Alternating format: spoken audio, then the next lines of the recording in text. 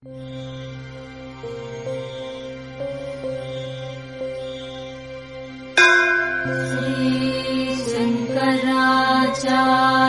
विरचिता कालभैरवाष्टकम्।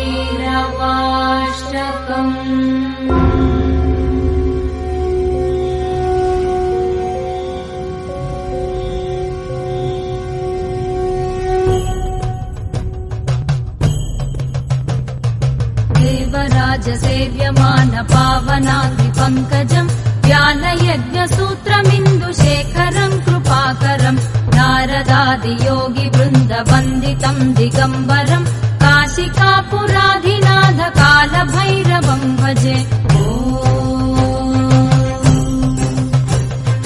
भानुकोटिभास्वरम् भवाब्धितारकम् परम् नीलकण्ठमीप्सितार्थदायकम् त्रिलोचनम्